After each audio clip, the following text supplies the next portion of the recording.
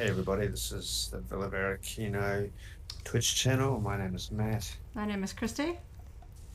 and what we're going to be doing today is running through some background daily quests on two of our Jedi characters while we have a talk about the episodes of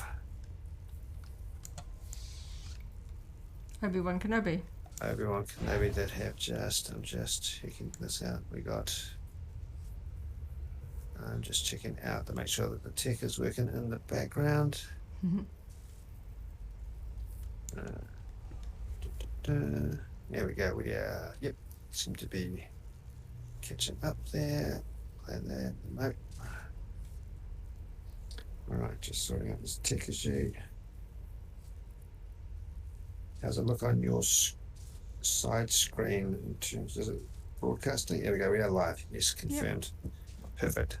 Just start that again. My name is Matt. My name is Christy. And we are Kino on Twitch.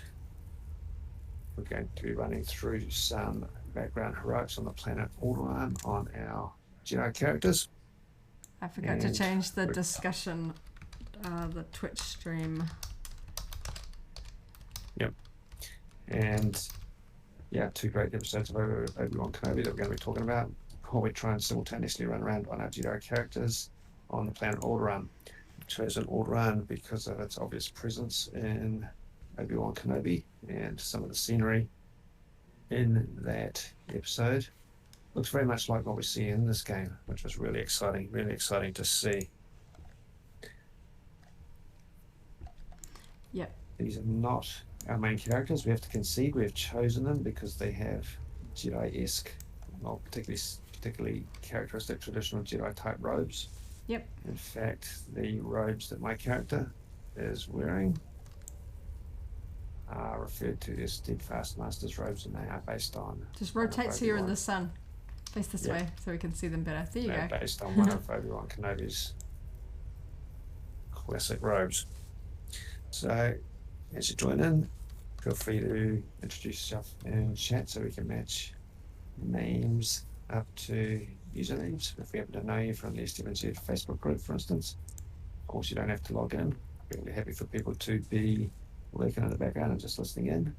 We very much enjoy talking about the episodes of the Disney Plus Star Wars series and just appreciate having an audience of other fans that like to sort of join into that discussion aspect. Now we have to concede, we've been very busy recently, so we haven't played a whole lot of Star Wars The Old Republic in the last little while, and in fact there's been a major update with some changes to the ways fighting combat actually takes place. And as I say, these aren't our main characters, but what we're doing here on Alderaan is stuff we're pretty familiar with, so hopefully we can just do it on remote control as we're playing along. Yeah, I've been with the big sort of update. I've been focusing more on playing the story on my main two, which I can basically play blindfolded most of it. But this class in particular, the Shadow, is one that I haven't played as much in recent sort of months. So yeah, definitely sort of jumping back in and getting used to her fighting style with the new changes. But yeah, I'm quite familiar with Alderaan, so we should just jump in and get started. Let's go to Proof of Treason first. Proof of Treason, yeah. So both our characters are actually stealth-capable characters. Don't generally need to use that for simple fights, though. No. Probably just run around and jump in. So, 2 episodes of Obi-Wan Kenobi were quite spoiled. They showed up earlier than we were expecting. We were expecting them by about 7 o'clock New Zealand time. They showed up before 4 o'clock. So we rearranged our entire schedule. Normally, we would be doing this straight after the episodes, but... They were so early in the day, we're not really expecting... Kind of rearranged our whole schedule to watch it first, and just trying to do this at a time when hopefully it's a bit more convenient for other people.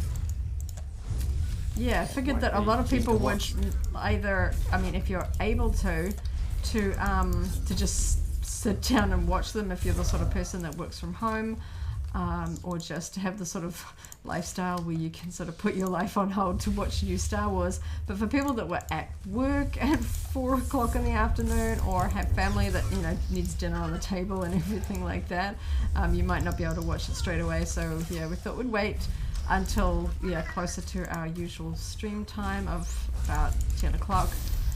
When the sort of Book of Boba Fett and Mandalorian episodes would stream about 9, so we had time to sort of watch an hour length episode and get stuck into SWTOR and chatting straight afterwards. So I was kind of hoping for the sort of the cohesive sort of fan experience so everyone could watch this all at one time, but they changed the time with not much notice. If you were at work or Kiwis, particularly if you're still on your way home from work or still at work, you got lucky.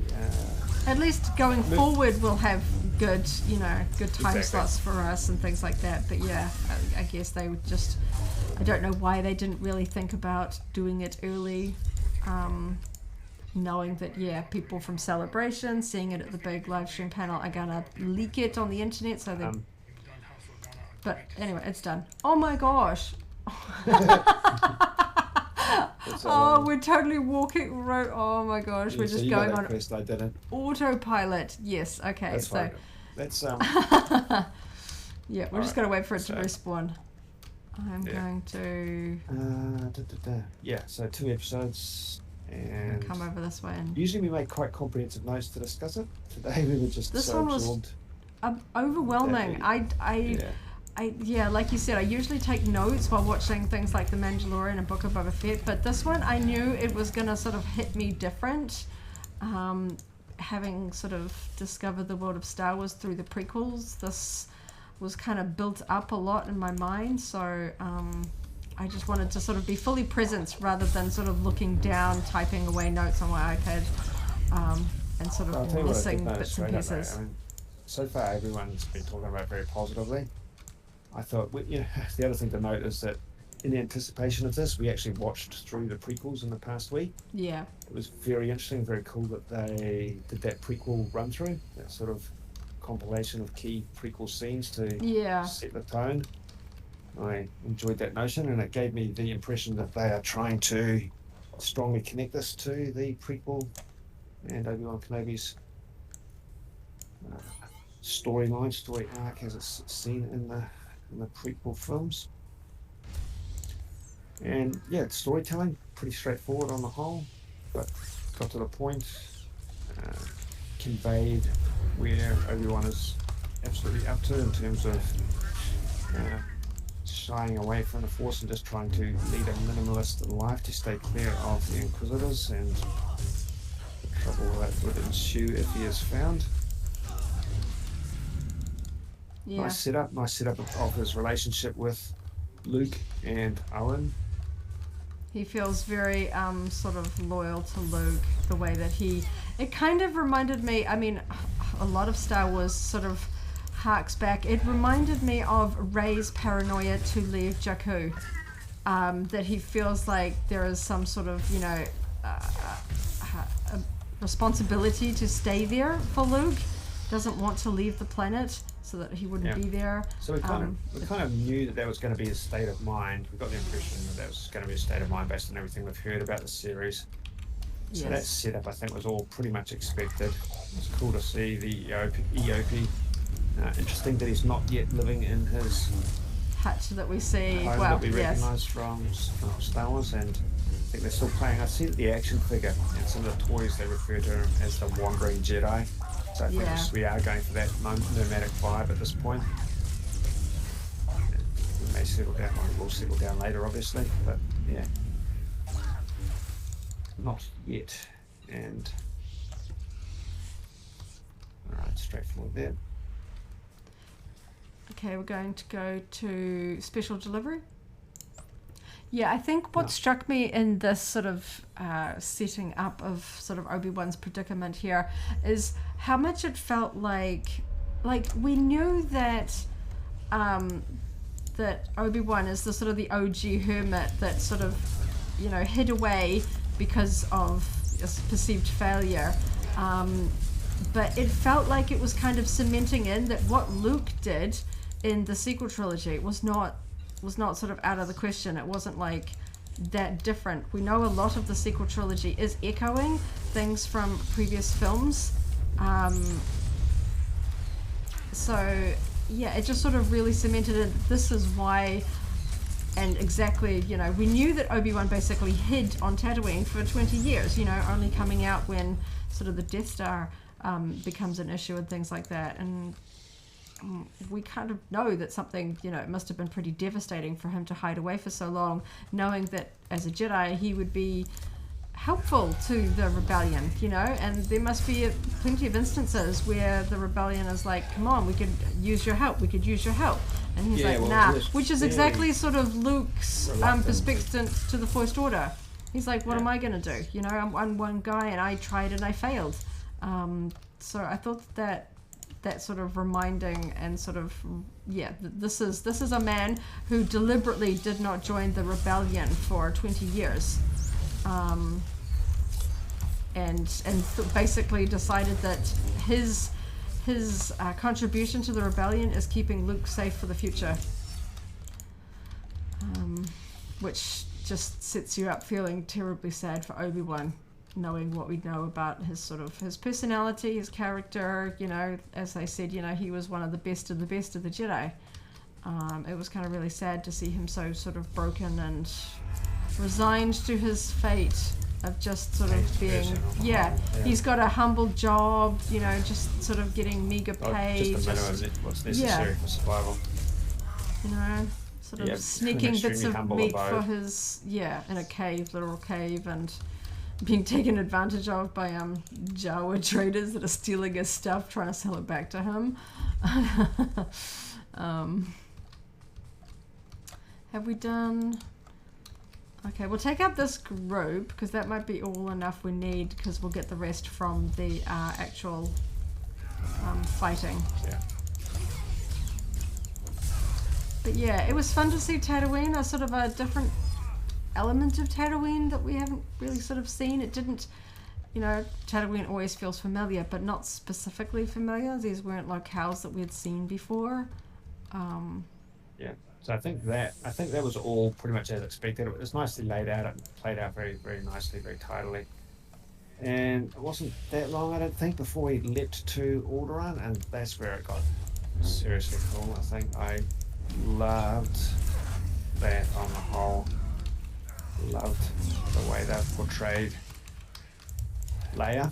I think they've written her really well as a very young child, and the young actress is doing a fantastic job. I really saw some aspects of episode 4 Leia in some of her behaviours and comments. Yeah. It's such a tricky balancing act, putting children into something serious with a lot of emotional depth, especially something like Star Wars that has a lot sort of already built in that people are expecting to see. That's a lot to put on the shoulders of a young actress, because kids can come across as really quite irritating if they're not handled well, especially confident kids. You know, they come across as cocky and stuff like that because, you know, the adult audience knows that children of that age don't know enough to sort of handle themselves or know better and all that kind of stuff. But yeah, I thought it was a good balance. And we knew Jimmy Smits was going to be in there reprising his role as Bail Organa, but I was very much looking forward to that. I love Bail Organa as a character, and I love Jimmy Smits playing him, so I really enjoyed seeing him there. But the big surprise was the person who played Breha Organa, the sort of adoptive mother. Which, that's Simone Kessel, the Kiwi actress. So that was really exciting because I'd been excited because it's always like, you know, go New Zealand when we see a New Zealand actor or actress on the list, casting announcements and so forth for Star Wars. I'm always like hoping that we'll get, you know, sneak a few more Kiwis in there.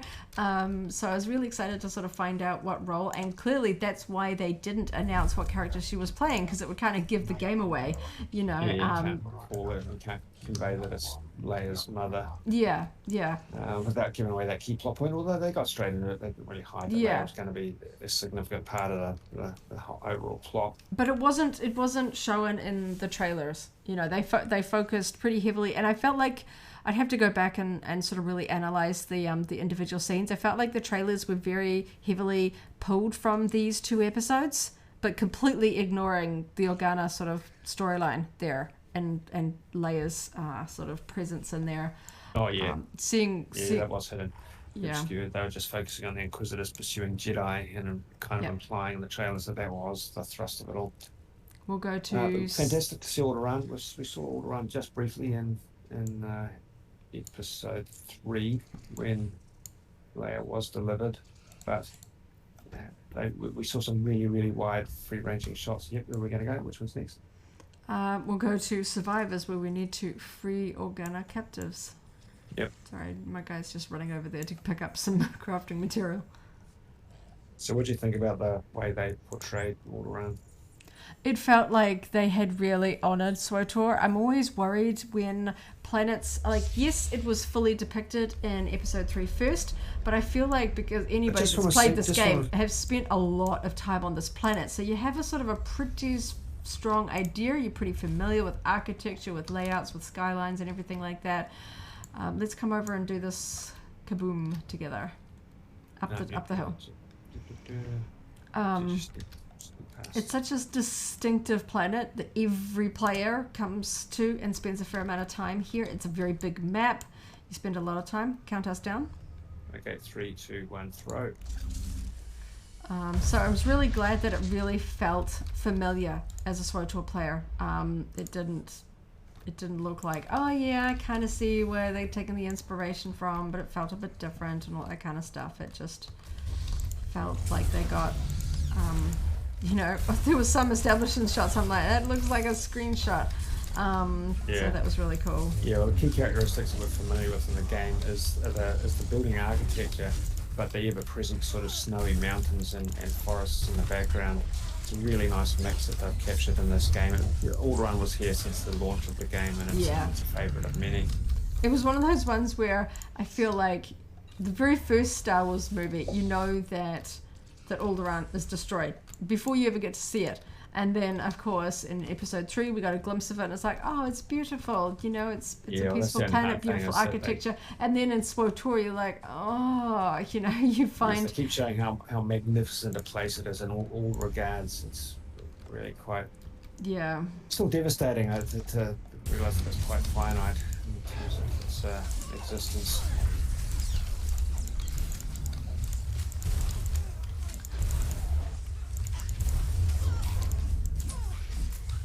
I'm still remembering how to play this character. I'm just button mashing a little bit here. Same, just using some pretty even prior to 7.0, this was not one of my main classes. No. So yep. So yeah, it was exciting to see that. And just before we go too much further, let's just count this one down. Yep. Yeah, sorry, I'm just trying to make sure I can actually see chat. Mm-hmm. Alright, so just check out a couple of things. Alright, well, I'm counting down. Ready, 3, 2, 1, throw. That's the bonus quest done. Oh, mine said 3 out of 4. Where's my bonus? Okay, oh, no, we'll sorry, it just... Did I finish it? I don't know. Okay, I'm just going to do this while I'm here, just in case we end up doing that one. Yeah. And I'm just going to go around the corner. I'm going to... Actually, I don't have the... No, where's my... Hang on. Don't do anything just yet. I do not have my... Oh, okay. Just let me... There is a... I don't have my sapping one. Let me find it. Yeah. Have they taken it away? I don't know, you might have to switch back on. I don't think I've fully optimised my combat proficiencies. Oh, no, it's okay, yes. That's fine, we don't need it, we'll just play like this. Okay, I'm just going to go around the corner. Yeah, I can stun this dude for 4 seconds. There we go, Just go fight. Oh, I was trying to get you to open... Oh, come on. It's okay. I'm standing here not doing anything because I'm trying to open the box. I'm getting like slaughtered by Killix. But yes, as I was saying before I got distracted by the game, the first thing I want to touch on was that gut-wrenching opening scene my brain was just like, oh my gosh, what are they going to do to us? They're really trying to get us all depressed and sad and emotionally sort of unstable from that opening scene. The reason for that sequence was to show and this wasn't something that was conveyed in the prequels really, but they were conveying the number of Jedi that did escape, I think, and that was often young Jedi, because they needed to justify the existence of the Inquisitors. They've got to be hunting someone. There's no point in them just hunting one or two people. They've got to be hunting a reasonable number. Yes. So yeah, it was a tragic callback without a doubt, but in some ways it's just the beginning of the tragedy, because the Inquisitors are on the hunt. Yeah, but it also just kind of, I guess, puts you in the mindset of Obi-Wan. You know, the sort of the gut punch, the raw emotion, you know, because everyone remembers that scene of the younglings and stuff like that. And this time you're like, because you start out and you're like, okay, this is a different scene. This isn't like Anakin coming in. And you're like, oh, younglings, please survive, please survive. Still knowing what's going to happen at Order 66, even if they survive, you know that there's like a team of Inquisitors that are designed to hunt these people down. And unfortunately, we do see that later on in the show, where we do see an unfortunate Jedi that is discovered by the Inquisitors and what they do to them. So it's sort of all the more gut-wrenching, because we don't know the age at which those younglings, Padawans, would have been discovered. How long would they have been able to survive on their own? You know? Yes, kids could sort of be that sort of invisible and disappear, but they're also not lacking quite the same life skills, especially if they've been sheltered in the Jedi Temple all that time. They won't have credits to sort of, you know, help them travel and escape Coruscant. You know, did they just hide on Coruscant for as long as they could before? I mean, the Coruscant became the center of sort of Imperial power.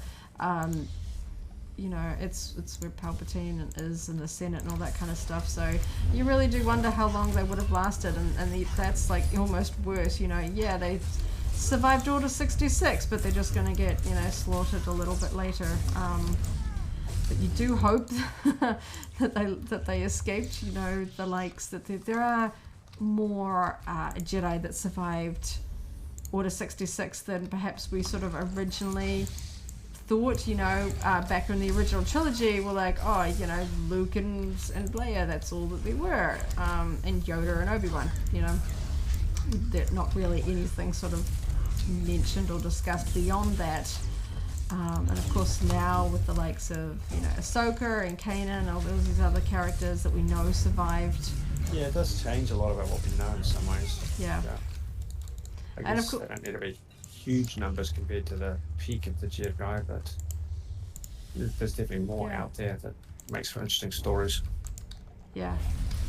I think it just sort of, as fans we've learned to kind of reframe that sort of, oh, there are more than one Jedi, you know, surviving. Yeah, it's just that they're not like the most important Jedi, the Jedi that are sort of destined the Force to bring balance, to correct what was done. You know. Yeah. You know, yes, Ahsoka was a good Jedi, but she's not the one sort of destined or poised or has the ability to sort of, you know, upend Palpatine's rule and help, you know, restore balance and stuff like that, which is obviously Luke's destiny. You know, the Anakin lineage. I'll put this down. Okay.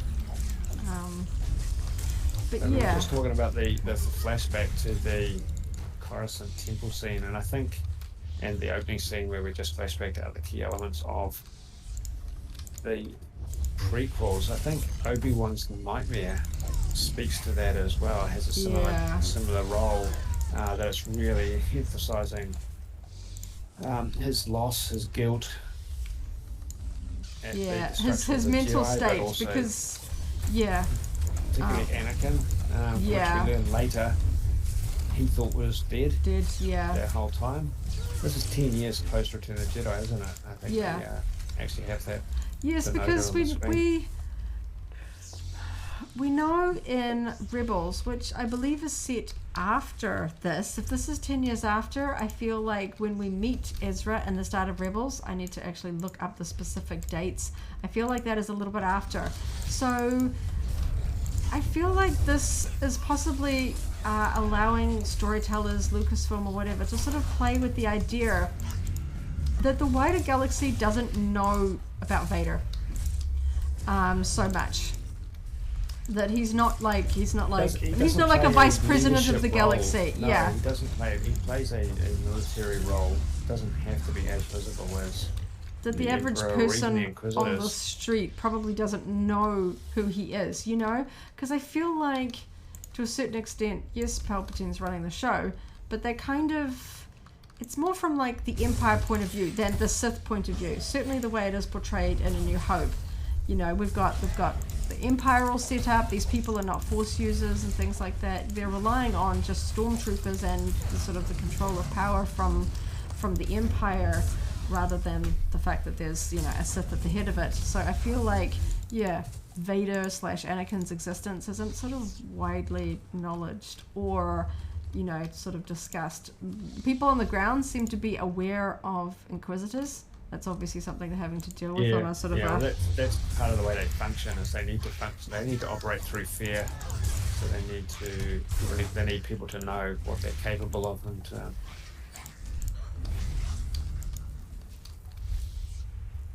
so just jumping around a little bit, I enjoyed seeing Bale again, his interaction with, I enjoyed seeing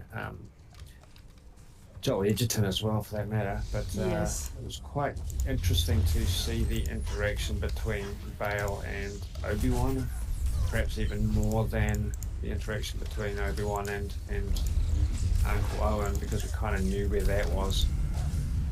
But when Leia is kidnapped and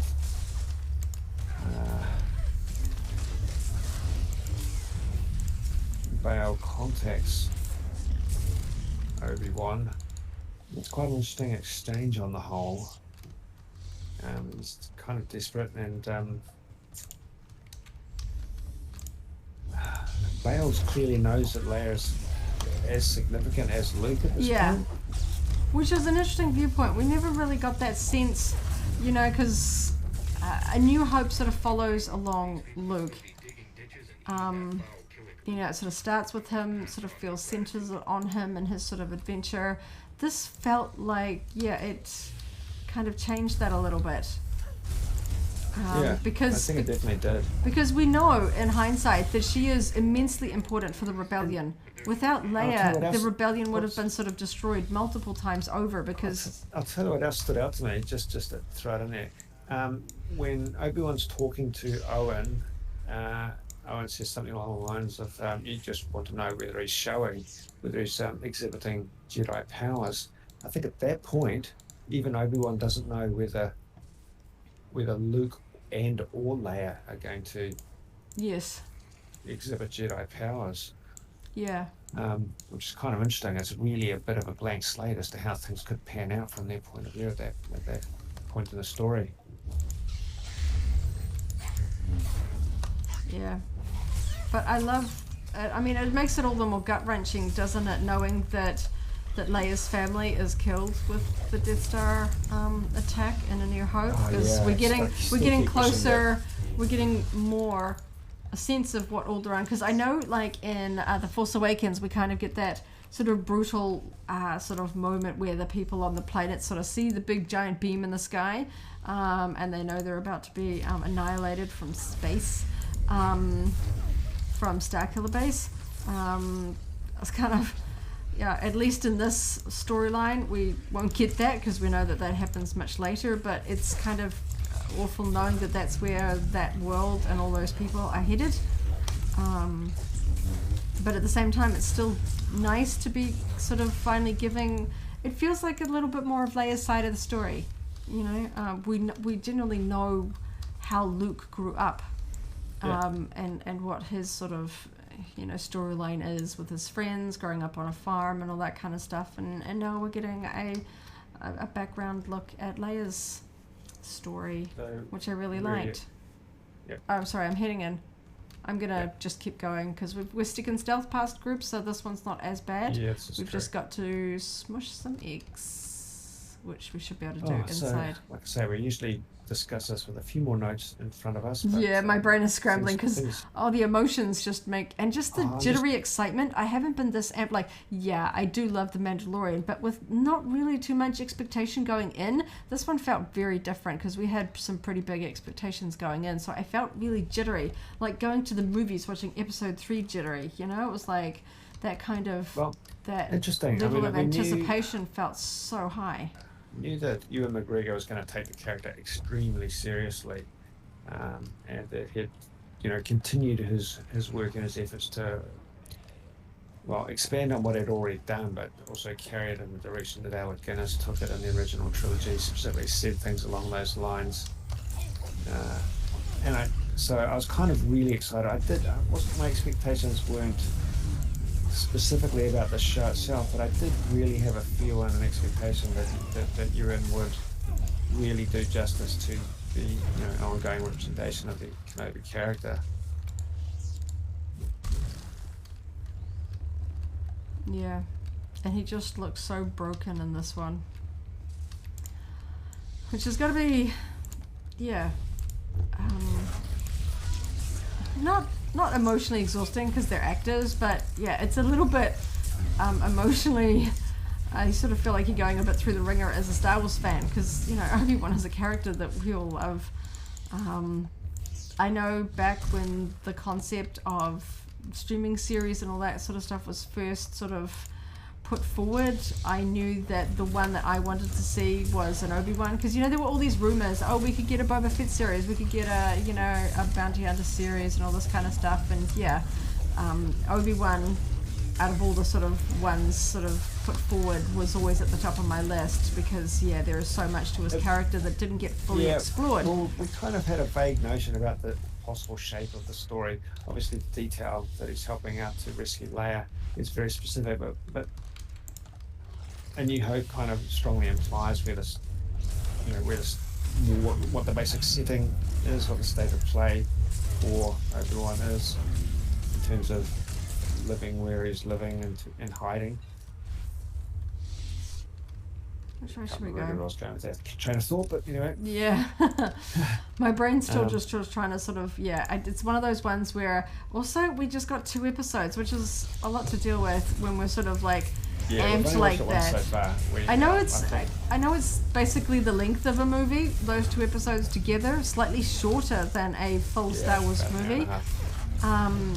But yeah, there's just a lot of complexity to sort of go through. I know it's going to take at least a repeat viewing, if not multiple repeat viewings, to sort of really fully go through. I feel like there's a lot of detail we haven't missed. Don't run it forward, just I can do so in stealth. Alright. Really. I just want to watch it again to get a bit more detail. There's all sorts of things, like Obi-Wan working as I don't know, kind of like a fishmonger. There's like some sort of giant creature, or it kind of looks like a big stingray or something, or like a Thrantor or something lying on its side that a bunch of low-paid workers are sort of slowly cutting up into cubes to sell. I think it's cute that we've got another sort of animal bonding moment. We had Boba Fett with his Bantha, and now we've got Obi-Wan with his EOP. I thought that was cute. It's basically the only thing he's got. I like that little tie-in to that final episode of episode 3. Obviously, when he delivered Luke, he was riding the creature. I guess it's intended that it's the same one. That he took whatever sort of money he could scrounge together and sort of either buy or barter or something like that. I thought that was really interesting. The moment where the Jawa offers him the Jedi belt that he found. And he's really just you realize that he doesn't want anything on him that could be identifiable. And of course, as we find out later on in the episode, that he's even buried his lightsaber in the middle of the desert because he doesn't want somebody to sort of find it and recognize it or anything like that. He's going to great lengths to make sure that people don't recognize him as... Well, I mean, he called himself Ben instead of Obi-Wan, but yes, he's going to sort of great lengths to just disappear but still be close enough. And I thought that was really sweet, the whole giving Luke the T-16 model that we see him playing with in A New Hope. That was kind of like, oh, you know, he's planting the seeds. He wants him to be more, because I guess he, you know, knows that eventually if Luke is gonna fulfill the prophecy or defeat the dark side or whatever, he's gonna have to, you know, get off Tatooine. So he's sort of planting ideas, and obviously Uncle Owen sees that and doesn't like it. But at some point, I'm curious to see how that gets, whether we see that sort of slightly changed or resolved at the end, because we see Uncle Owen throwing that toy back, sort of broken at Obi-Wan's feet, going, you know, don't give him stuff, because, you know, he's supposed to be happy here. That's an interesting point. So far, we've only seen him interact, well, not even interact, observe Luke at a distance. All his interaction has been being with Leia, so I wonder if we will get a shift in that at some point on some level, because we do know we do know that Bonnie Pease is going to turn up in a more significant, more visible role as. But I think there's that whole scene in A New Hope where he was like, oh, like, do you know who that is? Like he seems to be aware of, like, Ben Kenobi, but, like, how much he knows about him. So it'll be interesting to see how they tread, because, obviously Star Wars fans want to make sure that they don't go messing up. I mean, you know, there's certain elements of Star Wars canon you can kind of play with, but then there's, like, A New Hope canon, the original, you know, that's like, we probably don't want to make that too messy for just continuity reasons. And I think it's impactful, Luke's relationship with Obi-Wan in A New Hope, and I think that messing with it too much here for the sake of, don't want to say fan service, but just for the sake of sort of getting people talking, going, oh look, it's Obi-Wan and Luke talking. I think they need to preserve the timeline a little. Yeah. I think all the eggs are outside. I'm not seeing any in here. No more eggs. So we might just do the spikes and ignore the bonus.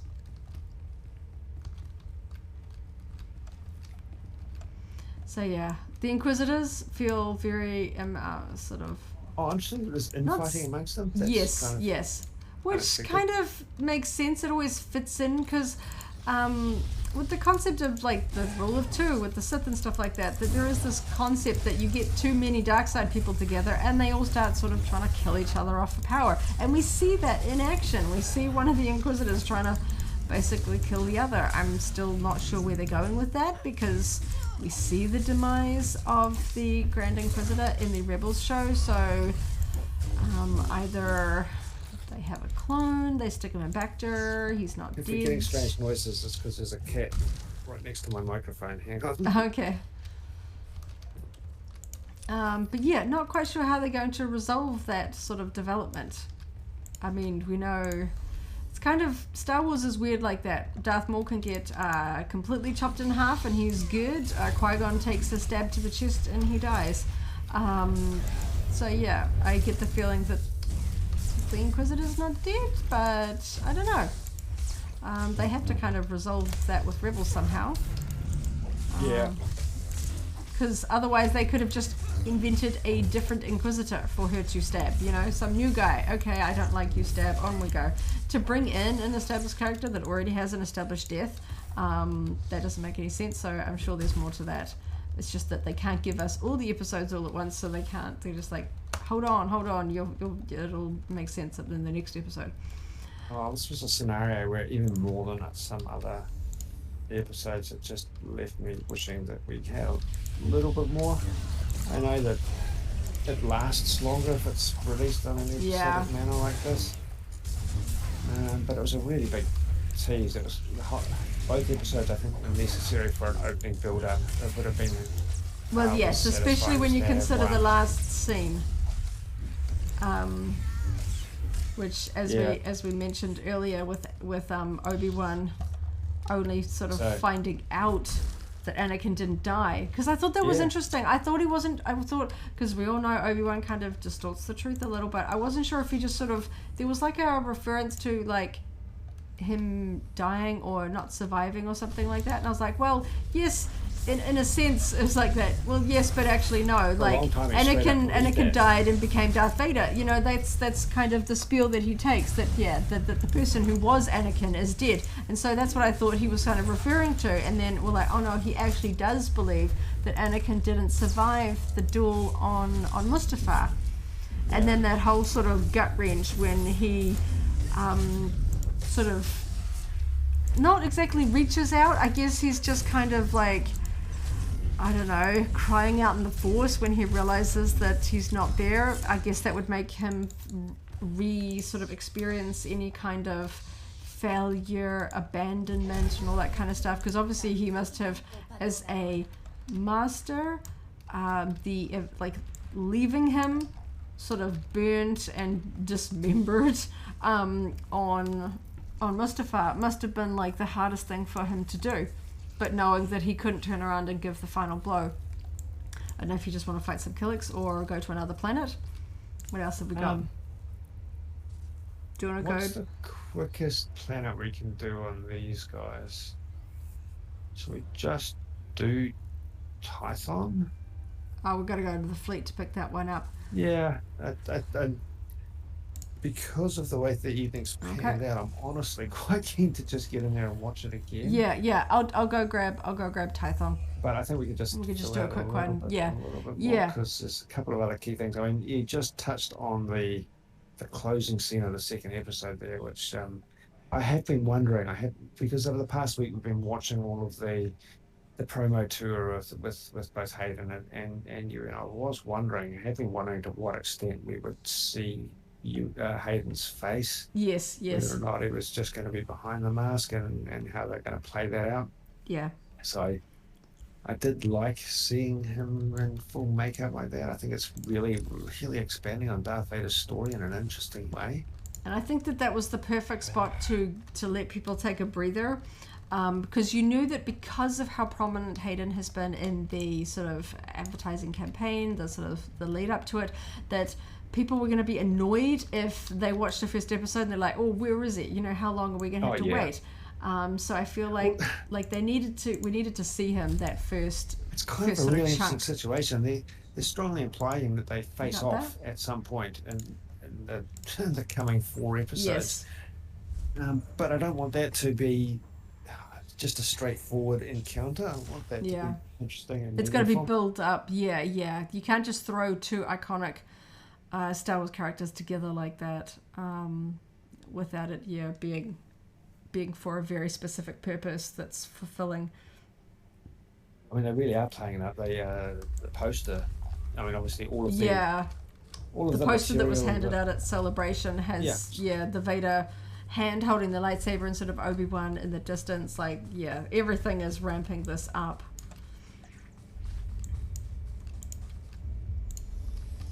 But I was trying to think about some of the other sort of prominent things that really got me. Leia. There's a quite cool cameo by Flea from the Chili Peppers to be playing the villain that actually kidnapped Leia. Yeah, I recognized him from Back to the Future, which was fun. Future, But he was a very appropriate actor for that role. He did a good job as a villain. I'm enjoying the new planet. Got the sort of slightly different to. I mean, obviously it's going to give us sort of familiar sort of feels to Coruscant or Nar Shaddaa, especially if you've played SWTOR. It feels very much like Nar Shaddaa, especially all the sort of underworld and the neon lights and stuff like that. But they introduced it by very specifically letting us know that communication from the surface was not possible. Yes. So there's a complicated story element that he's going to have to deal with. Well, he has to deal with in terms of tracking Leia when he was looking for her. Wasn't that hard for him to find her, to be honest, but I don't know if that'll pop up again. I loved Kamal Nanjiani's character. I thought that was really was fun. unexpected. Like you weren't sort Yeah, of I didn't sure if expect he that. was completely sinister. You know, what's this guy about? Is he really a Jedi? I thought that was But really he's fun. not dead yet. Yeah, yeah. He wasn't sort of murdered by the Inquisitors. Saying them too fast. Sorry, the what do you Okay, call it? The force and balance. Just kind of smushes them. But yeah, he was really fun. I thought that was a fun touch. I can see why they cast somebody with a comedian sort of experience there. I thought that was fun. And yeah, I'm curious to see how many characters from these first 2 episodes we'll see more of. You know, I don't know necessarily that we'll go back to Tatooine until the end. I'm kind of hoping we see more of Alderaan. And my brain is kind of like getting a little bit mixed up. We saw the Andor trailer with Mon Mothma, and I'm like, Bail Organa and Mon Mothma, and I'm like, hang on, I've seen them both in the same day. I saw Mon Mothma from the Andor trailer, and then Bail Organa and this. So yeah, I'm like, yes, 2 different things. But yeah, I've always loved... Yes, I'm a little confused about it because a lot of what we saw on all around the handmaidens and even with Breya Organa, the fashion, their apparel, Yes. looked quite Coruscant. Yeah, that's kind of high society sort of and, glam. You know, the dresses felt a lot like what Mon Mothma was wearing. So yeah, the brain is a little bit overloaded in terms of unpacking it. Because prior to this, we were also recording a podcast where I think we probably talked more about Andor than we did about Obi-Wan Kenobi, which is was fun. But again, my brain has really been operating a little bit in Andor mode, which is, what do we say? That's August the 31st. That's going to be. So this is going to carry us through to the end of June. So we won't have live action Star Wars for July. But we'll roll into Andor. 1 whole month. Yeah. Oh knows. I'm just going to spacebar this. All right. You're talking.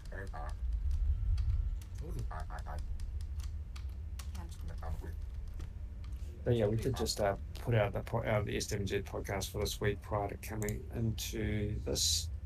So if you want to hear us talk about the other live action series that we're going to be expecting over 2022 and 2023, we have covered that. You can find that on the SWZ YouTube channel. We're just going to kill some random droids while we wrap up. And, you know, moving forward, Obi-Wan Kenobi is going to be screening on Wednesdays. And what we're going to do, there they go, they're all dead. What we're going to do is we're going to talk about the Obi-Wan episodes in more detail in the podcast that we will release probably on Tuesdays, so that everyone has a week to watch the episode and then join us for that conversation. So we'll have another look in detail. The point I'm getting to is we'll have another look in detail at the Obi-Wan episodes in the SWZ podcast early next week. But after each episode screens, we're expecting it to be screening at 7 o'clock moving forward. We'll come straight here to Twitch no more random to talk about things that we've just watched. And yeah, that'll probably be a shade earlier than this. If we're getting an episode going from about 7 to 8. Yeah. Probably about 8. Between 8 and 8:30 we'll go live. So subscribe to our Twitch channel if you want to get an exact notification when we go live. But I usually also mention it in the SWZ Facebook discussion group, just in advance of going live. I think we're going to really, work to. We should be able to be pretty consistent doing this each week. Yeah. Got the Auckland Armageddon convention coming up in early June, but that doesn't span into. It's only going to be Friday, Saturday, Sunday. It doesn't interrupt our viewing schedule for Obi-Wan Kenobi or our Twitch live stream schedule either. Yeah. So I keep forgetting they took buffs away. What's that? They took buffs away. It's just automatically on. I keep going to like Yeah. refresh it, and then Oh, I'm yeah, like, yeah, oh, I'm it's just not on the clicker meditating. anymore, yeah. Yeah. Hey, just a side note for anyone that's watching, the planet we're on now is Tython. We didn't really point that out when we traveled here, or could travel here. So Tython has been again in Star Wars: The Old Republic since the beginning, and it's the Jedi capital. The starting planet. It's where the temple, Jedi Temple, and Jedi Council are. But again, we very much love the fact that it showed up in a canon manner in Book of Boba Fett. It's a favorite planet of many because you spend so much time here. All your new characters spend quite a lot of time there getting established. All your new Jedi aligned characters, at least. I'm just gonna stand You're a here. fan of Tython, aren't you? Oh yeah, yeah. I kind of wish we could have houses, strongholds here, because yeah, I love the planet so much. Yeah. But yeah, Right, so I'm sure there's some other details from the episodes that they're just like escaping us and stuff like that. Yeah, But yeah, the Order 66, the despair of Obi-Wan, seeing Alderaan and Leia, Bail and Breha Organa, that Anakin/Vader moment, the sort of the feels when Obi-Wan realizes that he's still alive. Bail pleading with him to sort of come back, and we see that sort of grappling with it. I didn't even really think about the fact that he still has Anakin's saber until we realized that he's off into the middle of the desert to go dig up his own lightsaber. I'm like, oh man, he's still got Anakin's. He's really having to go back and literally dig up his past. That was such a really strong and powerful moment.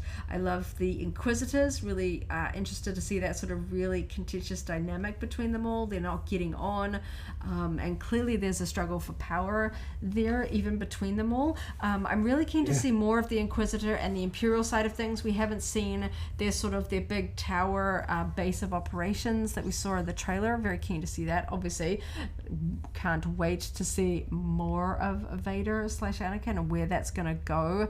I'm fully invested, along for the ride. I think those were amazing episodes.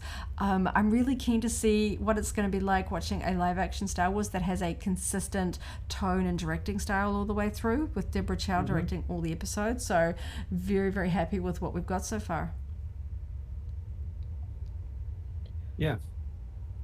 It's a great time to be a Star Wars fan, without a doubt. All right, I think we'll sign off. It's been I came close to leveling, getting one level on these characters. I mentioned that most of our characters sort of exist permanently at the level cap, but that means the level cap's been increased from 75 to 80. So when we got the character we haven't played for a while, but I noticed that, I don't know, did you level up? No, you're still 75 not quite, as well. no. Nah, all right, well, that's fine, because we kind of prefer to get our main characters elevated before our secondary characters. Yeah. All right, we're going to go park these characters in our strongholds, but thanks for tuning in to...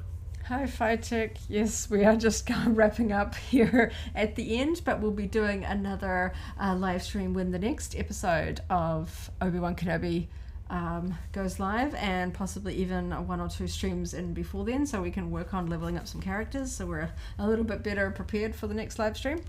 Yeah, but having said that, we have been talking a bit, you might do some streaming during the week. Yes, that's what I said. I've got to work on... Yes, want to work on some PvPs. I'm a little bit behind on my Galactic season, so definitely keen to jump in with Jalari and do some PvP and work on getting that up a little bit. So that'll probably be on their channel, though, won't it? Yes, yeah. So, but I'll be along for the ride and voice chat and stuff like that. We might even do something on Saturday morning our time. I know she's very keen to jump in and get some streaming there. I know she's still reeling from the Obi-Wan episodes as well. She was very grateful that she had the day off work, because that whole surprise of coming in 3 hours early, she was like, oh my gosh, I'm so lucky she wasn't working, because she nearly was working while the episode would have dropped. That might be about 9 or 10 hours from now. Yes. Tomorrow morning for us. Glad you like the episodes. There's so much to talk about. very, very exciting times. Lots of Star Wars to enjoy, games to play, things to watch. Definitely keen to read that Brotherhood book as well. I feel like that's going to really add a lot more depth and layers to this. I feel like it's, well, adding more sadness, shall we say.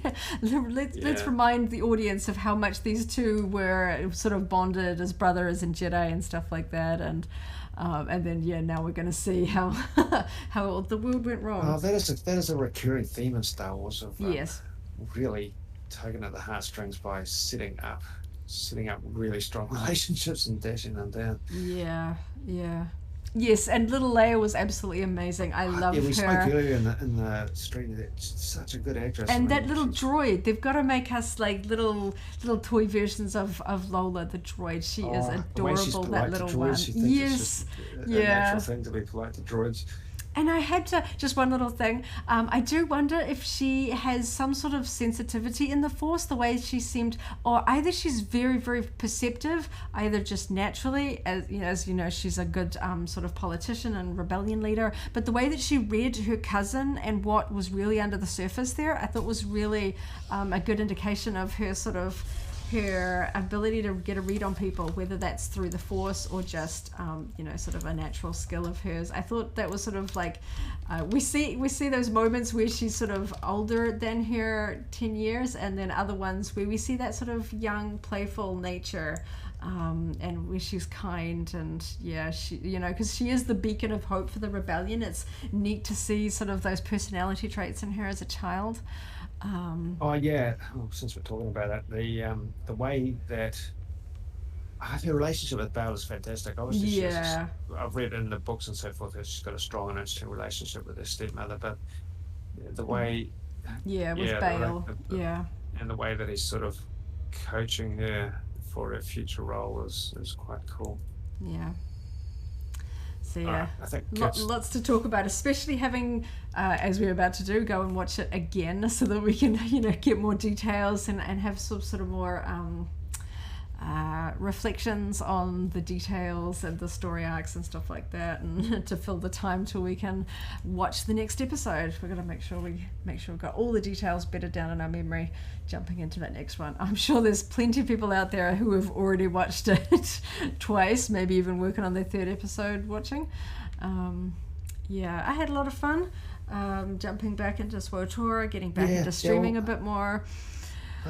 We've done this for a number of different productions so far. We did it for Book of Boba Fett, we did it for Bad Batch, we did it for Mandalorian back in the day. So it is a thing that I enjoy doing, and I look forward to signing in next week to